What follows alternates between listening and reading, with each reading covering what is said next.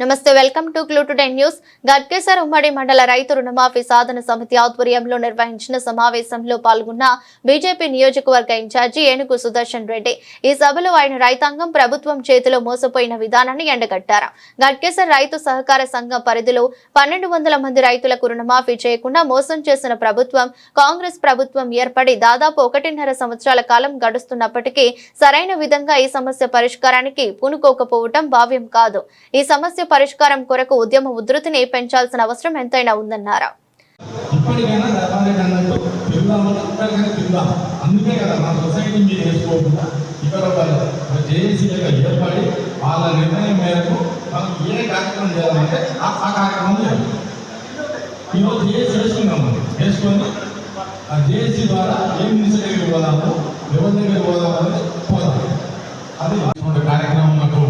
రైతులందరూ విజయవంతం చేయాలి.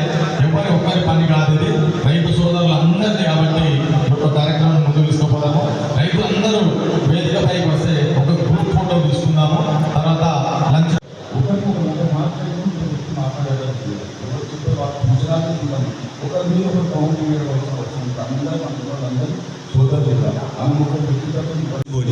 పోయి కలెక్టర్ గారికి DCO గారికి ఇస్తారు. అప్పుడు ఏం చేస్తామో రాజీనామా లీడర్ ఉమ్మడిగా మేము అందరికి పాలకవర్గం మొత్తం రాజీనామాలు కలెక్టర్ గారికి శ్రీధర్ బాబు గారికి ఇచ్చి మన DCO గారికి ఇచ్చేసినాక మనం అప్పుడు ధర్నా కూర్చోవాలని నా ఆలోచన. అందరం ఇస్తే చరణమని వస్తుందేమో అని అనిపిస్తుంది. కాంగ్రెస్ ప్రాబ్లం సాల్వ్ అవుతుందా? ఎవరు నాకు వాయిస్ మెయిల్ పెట్టారు, మీ డైరెక్టర్లు రాజీనామా చేస్తే రుణమాఫీ వస్తుందని. అది రాజీనామాకు రుణమాఫీకి సంబంధం లేదని మనం మీకు తెలుసు. తుమ్మల నాగేశ్వరరావు దగ్గర పోయినా శ్రీధర్ బాబు ప్రజలను మోసం చేసిన దానికి మీకు వస్తుందా కాదా? వాళ్ళు మోసం చేసిండ్రు, మమ్మల్ని మోసం చేసిండ్రు అని మనం లీగల్గా ఏమైనా యాక్షన్ తీసుకోవచ్చా? ఈ విషయంలో కూడా మనం ఆలోచించాలి.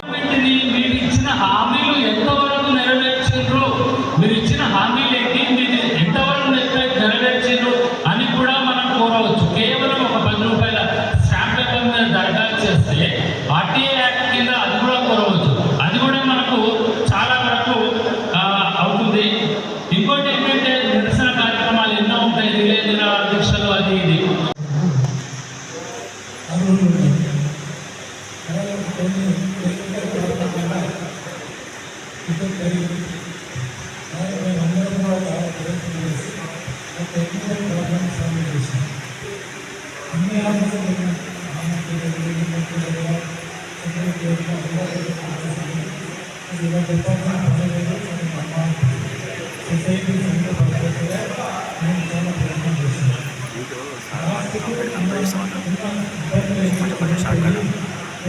విలువ ఉండదు, మీరు చేసే నిర్ణయాలు కూడా ఉంటుంది. కాబట్టి మీరందరూ కూడా మరొకసారి మీ సొసైటీ మీటింగ్ పెట్టుకొని మూకుమ్మడిగా వాళ్ళ రాజీనామా చేసి MRO ఆఫీస్ కాడికి వస్తేనే మనకు విలువ ఉంటుంది.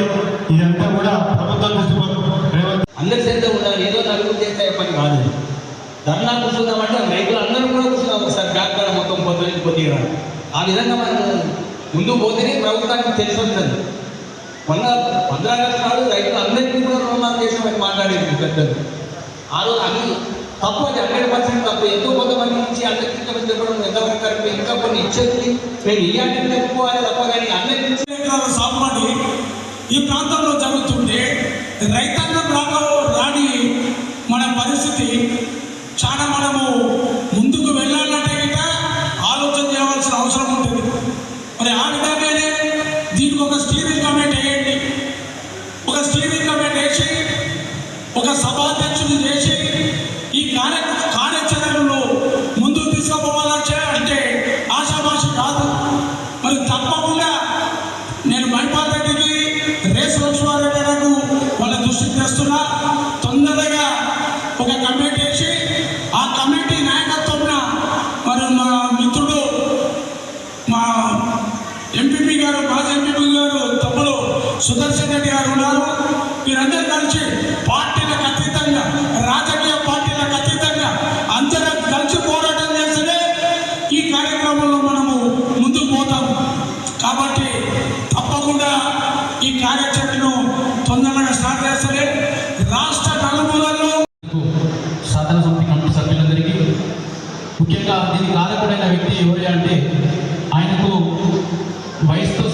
ఉన్న చూపు సరిగ్గా లేకపోయినా అందరికీ రైతులకు ఫోన్ చేసి రైతు రుణమాఫీపై పోరాడదామని చెప్పి శంకరప్ప గారు ఎన్నోసార్లు ఫోన్ చేశాడు. ఆయనకు ప్రత్యేకంగా నాయకులు తెలియజేస్తూ ఉన్నాను. చాలామంది చాలా విషయాలు మాట్లాడారు. ఈరోజు రైతులకు సంబంధించిన విషయంలో ఇట్లా చెప్పుకుంటూ ఏ సమస్య కూడా స్థానిక ఎమ్మెల్యే ఫస్ట్ పట్టించుకోవాలి. ఆయన ఇప్పటి వరకే మనం మాట్లాడింటారు. ఈరోజు టీఆర్ఎస్ నాయకులు కూడా ఉంటారు ఇక్కడ. కనీసం ఆయన ఒక ఎమ్మెల్యే నేను ఒక మంత్రిగా పనిచేసిన స్థానిక రైతులను ఓటేసి గెలిపించిండ్రు. ఎంతోమంది ఆయన మనిషి ఉంటారు కదా, కాబట్టి ఆయన స్పందించాలి. నా బాధ్యతగా నేను ఎంపీ గారి దృష్టికి వెళ్ళినా టీవీ లైన్లో ఆయన ఇంటర్వ్యూలో కూడా చెప్పాడు, గట్కేశ్వర ప్రాంతంలో ఉన్న రైతులు 12,000 మంది రైతులకు ఒక్కరు కూడా రుణమాఫీ కాలేదని చెప్పి ఆయన టీవీ ఇంటర్వ్యూలో కూడా చెప్పాడు. అంటే సమస్య తీసుకుపోవడం, సమస్య మాట్లాడడం మన బాధ్యత. స్థానికంగా ఆయన ఎమ్మెల్యే గెలిపించడం, ఇక్కడ ఎంపీ గెలిపించడం, కాబట్టి వాళ్ళ మీద పెద్ద బాధ్యత ఉంటుంది. మనం పార్టీల ఖచ్చితంగా ఈరోజు ప్రతి ఒక్కరు ఈరోజు కొంతమంది రావచ్చు, కానీ దీక్షని తర్వాత మళ్ళా రుణమాఫీ అయిన తర్వాత కూడా రెన్యువల్ అయింది.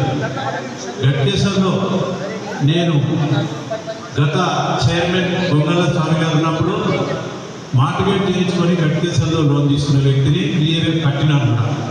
తర్వాత అన్నగారు రామరెడ్డి గారు చైర్మన్ అయిన తర్వాత రెన్యువల్ కోసం అడిగితే నువ్వు నల్గొండ రైతు, ఇక్కడ నీ భూమి లేదు కాబట్టి ఇక్కడ ఇయ్యము అనే ఒక మా బైలాస్ ఉన్నది. ఇవ్వకున్నా కానీ నేను రైతు సభ్యునిగా చెప్తున్నాను. ముఖ్యంగా ఈ రుణమాఫీ ఇక్కడ కావటమే. ఈనాటి వరకు కూడా 2 సంవత్సరాలు అయినప్పుడు రేవంత్ రెడ్డి గారు అడిగే ఒక లిస్ట్ కూడా మనది ఆల్రెడీ మన బ్యాంకులో ఎన్ని 1200 కాలేదో యూనియన్ బ్యాంకులో ఉన్నాయి మాత్రము 20,000, 30,000, 40,000 వరకు యూనియన్ బ్యాంక్ అయింది. అది మన సొసైటీ కాలేదు. సొసైటీ కూడా మీ బ్యాంకు కూడా లిస్ట్లో ఉన్నది, మీకు వస్తుంది తొందరనే. మరి ఎందుకు అయింది అన్నది మనకు మేము అడిగితే వస్తాయి, మీకేమి రాక ఎవరికి రాక ఊరుకోదు, మీకు తప్పకుండా వస్తాయి అని చెప్పి వాళ్ళు చెప్పారు. చెప్పిన దాన్ని బట్టి మేము కూడా తిరుగుతూనే ఉన్నాం, ఎన్నిసార్లు పోయినాం. కానీ ఖచ్చితంగా ప్రతి మండలాలకు తెలంగాణ రాష్ట్రంలో ప్రతి ఒక్క దగ్గర రుణమాఫీ వచ్చింది. 55, 56 బ్యాంకులకు రుణమాఫీ కాలేదు. మరి అవి ఎందుకు అయినాయి అన్నది ఎవరికి తెలియదు.